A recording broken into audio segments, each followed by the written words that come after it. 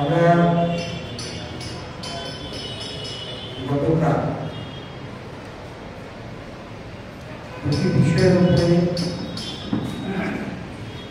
রাজ্যের জনগণের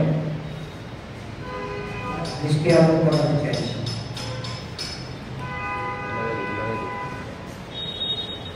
দেশের সর্বোচ্চ কোর্ট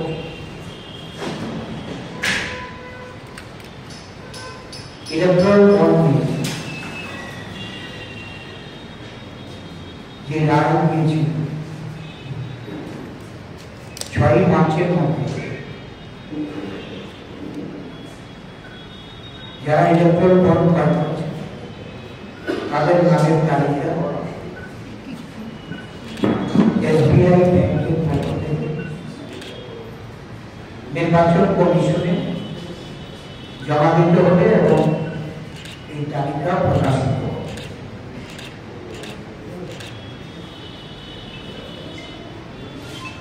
নির্ধারিত দিনের আগে ভোট ফান্ড SBI পুনরায়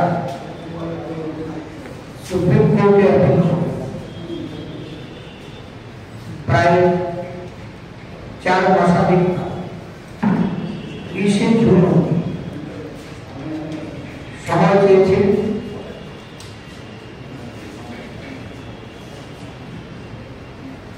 এর পরিপ্রেক্ষিতে সুপ্রিম কোর্ট গতকাল তাদের আবেদন নাকচ করে দিয়ে 48 ঘন্টার মধ্যে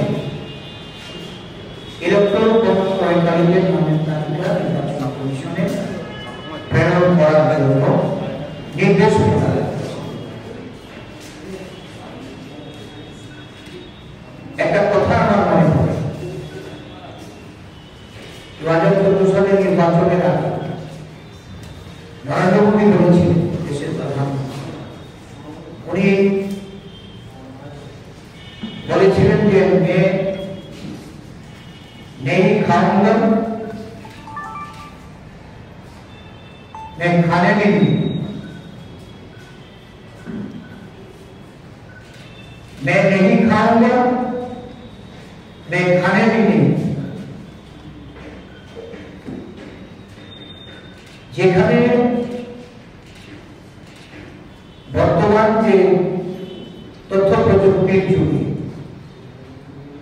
খুব স্বল্প সময়ের 24 ঘন্টার মধ্যে এই ইলেকট্রন বন্ডের নামের তালিকা বের করে জমা দেওয়া যায়, সেখানে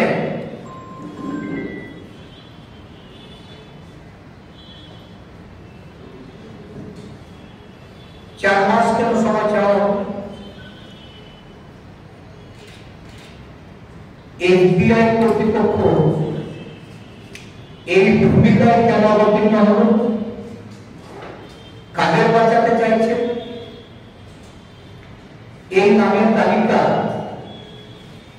যাদের নাম অন্তর্ভুক্ত আছে, নাম প্রকাশ করে সময় বিপদ তাদের, কারা ধন ক্রয় করে অনৈতিকভাবে বিভিন্ন সুযোগ সুবিধা আদায় করেছে, কাদেরকে নানাভাবে ক্ষমতা প্রয়োগ করে বন্ড ক্রয়ের মাধ্যমে অর্থ হাতিয়ে নেওয়ার সুযোগ দেওয়া হয়েছে। এই লিস্ট প্রকাশিত হবে আগামী 15 মার্চ। আমরা মনে করছি যে এটা দেশের মধ্যে একটা অন্যতম বড় আর্থিক কেলেঙ্কারি, ইলেকট্রাল বন্ড স্ক্যাম। এটার নাম প্রকাশ হলে দেশের মানুষ জেনে যাবে যে কারা কোন রাজনৈতিক দলকে কি পরিমাণ অর্থ প্রদান করে নানাভাবে অন্যায়ভাবে অনৈতিকভাবে আর্থিক লাভবান হয়েছে বা নানাভাবে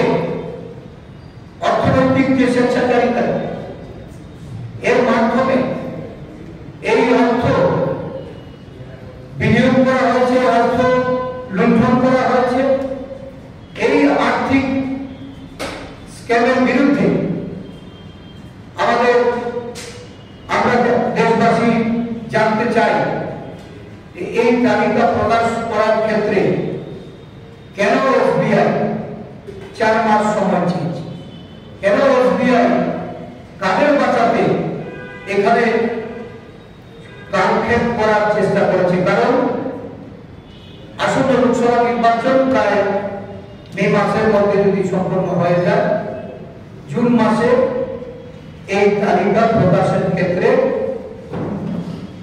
একটা রাজনৈতিক দলে তাদের সুযোগ বা সুবিধা তারা পেতে পারে, এই লক্ষ্যকে সামনে রেখে এসবিআই এর ভূমিকা এটা অত্যন্ত নির্ণয়। এই নির্দেশকে কেন্দ্র করে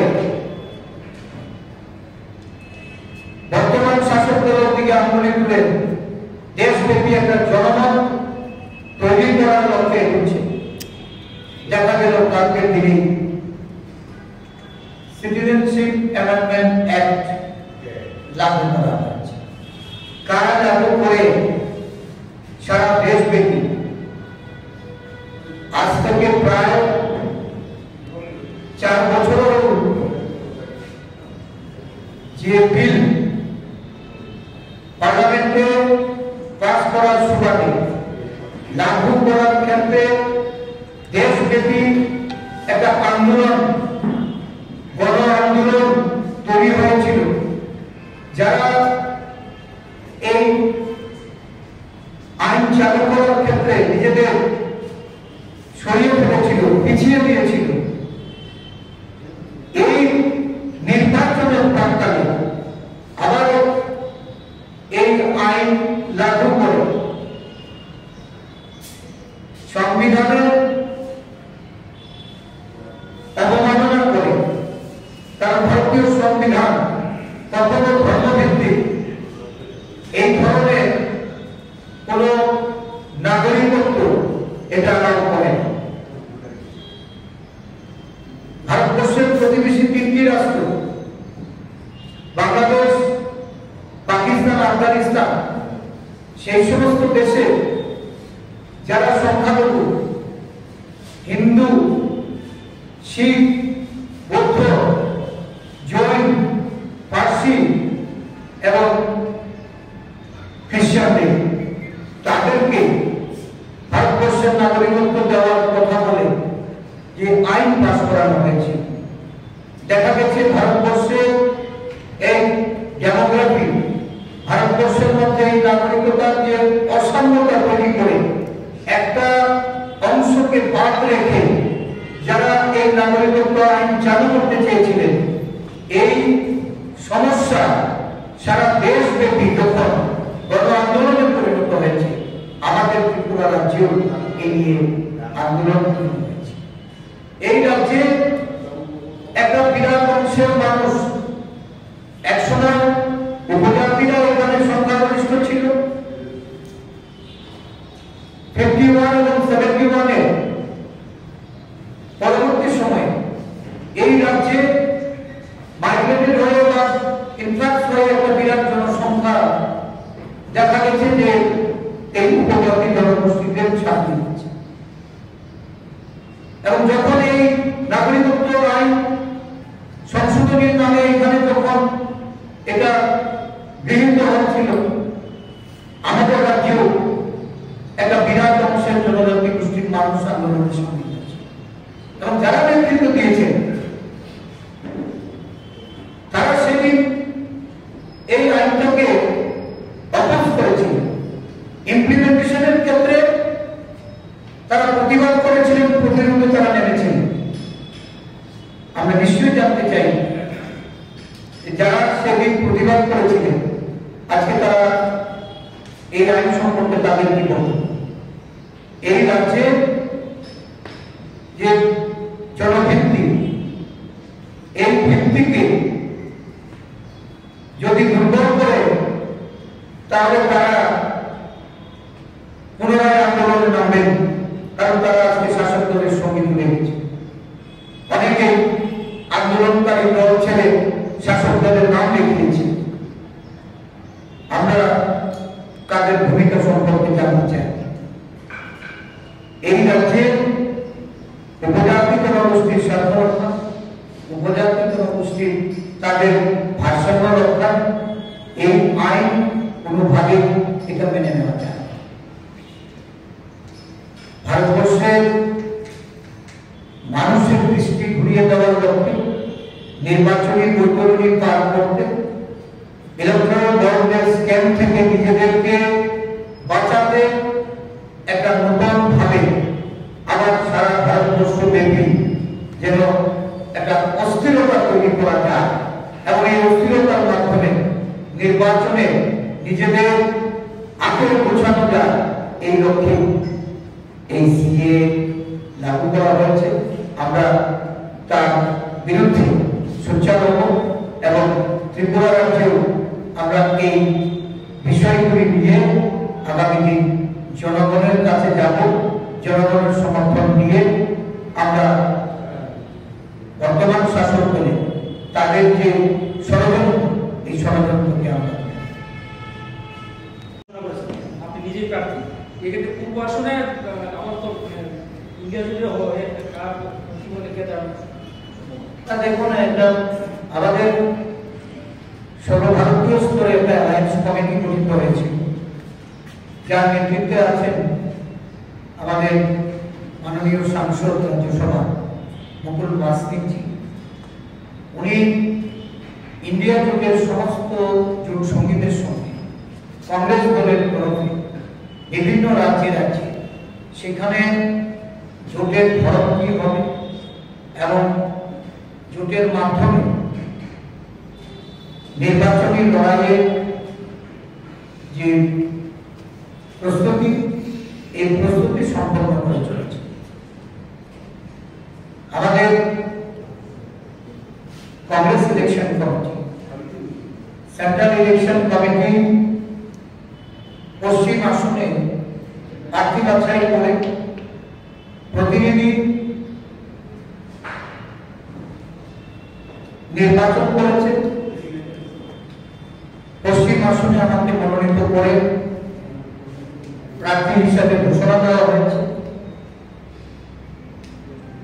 ইন্ডিয়া জোট ত্রিপুরা রাজ্যের লড়াইয়ে অবতীর্ণ হবে এবং এই ইন্ডিয়া জোটের শরিক হিসাবে বামপন্থীদের সঙ্গে আমাদের কেন্দ্রীয় নেতৃত্বে তাদের আলোচনার মাধ্যমে আমরা সিদ্ধান্তে উপনীত হয়েছি পূর্ব ত্রিপুরা আসনে ইন্ডিয়া জোটের বামপন্থের প্রার্থীরা লড়াই করবেন।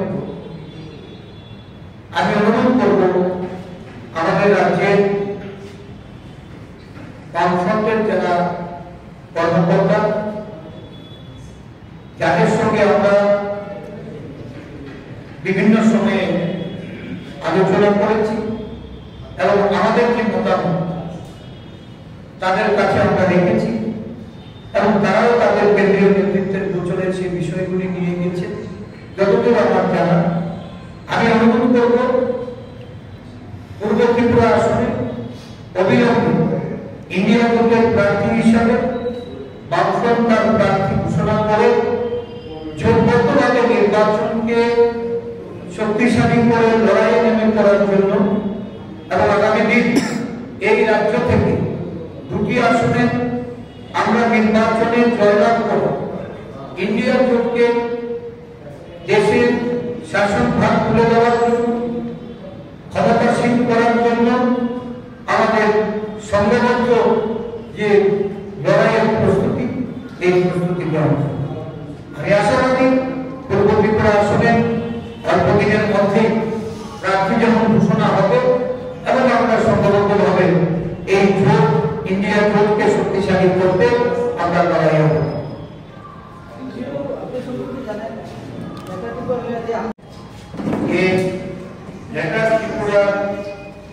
যে দাবি এগ্রিমেন্টের কোন পর্যায়ে এটা আছে, যে এগ্রিমেন্ট হয়েছে, কারণ আমি দেখছি মাথার বিধায়করা তারাই ক্ষোভ প্রকাশ করছে, মাথার তৃণমূল স্তরের কর্মীরা তার কাছেও এই বিষয়টা পরিষ্কার নয় যে আদৌ এই এগ্রিমেন্ট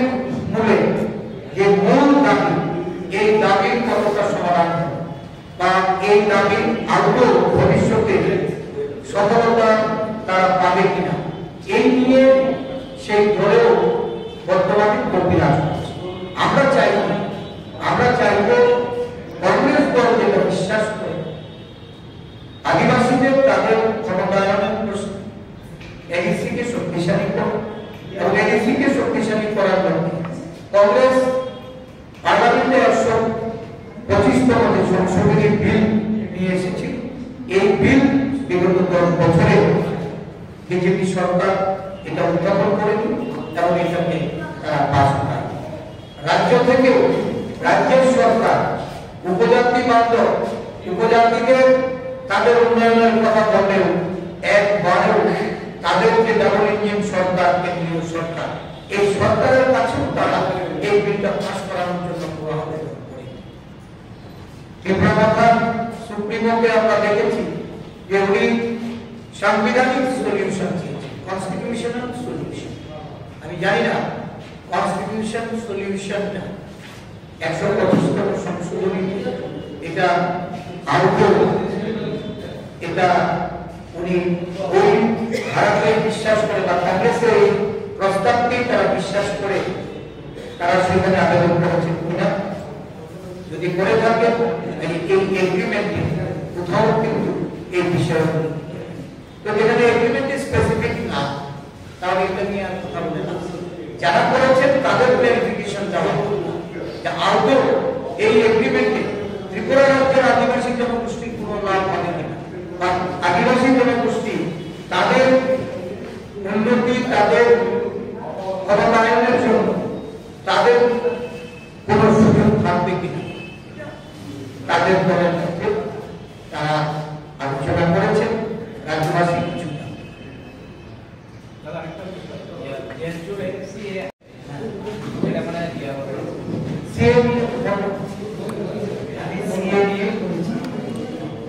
আমরা এই বিষয়টা এই নির্বাচনের প্রাক্কালে ঘোষণা করে নির্বাচনে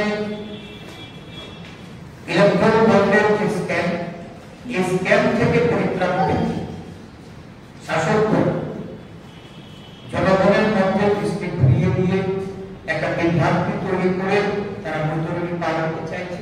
আমরা